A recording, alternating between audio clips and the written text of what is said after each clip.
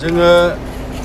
दिनै दुलाराय बर' फरायसा आफादनि जे मिशन होम रेस्किउ एन्ड रेस्टरनि हाबाफारिनि गेजेराव जोङो मैया न' फोसाबनाय खामानिफोरखौ जोङो फोजोबबाय आरो दिनै जोङो जाय न'खरावहाय फरायसाफोर दंमोन जों एफा एनै बिथांमोननो खाथा कलम pencil box tiffin box water bottle बेबादि जों माखासेनो मोनहोफैबाय आरो नैबे फरजाबस्ति गामियाव जों दा फैदों आरो एसे आगोलाव जों माजगाव गामियाव होबोबाय दा जों बेखिनि फरायसाफोरनो जिखिनि जोङो बिथांमोनखौ मदद खालामनो हायो बेखिनि जोङो माखासे बेसादखौ होबाय बेवहाय उन्दै उन्दै गथ'फोरनिफ्राय लानानै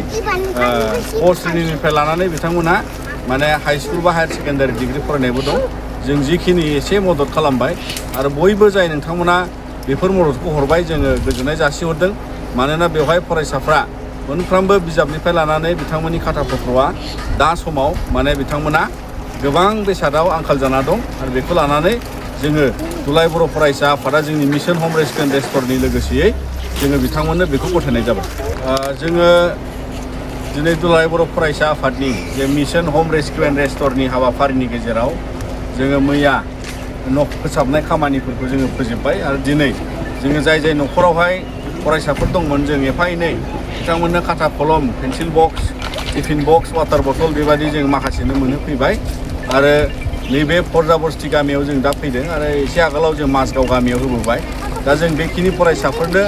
जिखिनि जोङो बिथांमोनखौ मदद खालामनो हायो बेखिनि जोङो माखासे बेसादखौ होबाय बेवहाय उन्दै उन्दै गथ'फोरनिफ्राय लानानै क श्रेणीनिफ्राय लानानै बिथांमोनहा माने हाई स्कुल बा हायार सेकेन्डारि डिग्री फरायनायबो दं जों जिखिनि एसे मदद खालामबाय आरो बयबो जाय नोंथांमोना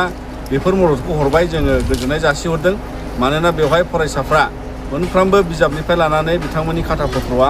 दा समाव माने बिथांमोना गोबां बेसादाव आंखाल जाना दं आरो बेखौ लानानै जोङो दुलाराय बर' फरायसा आफादा जोंनि मिशन होम रेस्किउ एन्ड रेस्टरनि लोगोसेयै जोङो बिथांमोननो बेखौ गथायनाय जाबाय।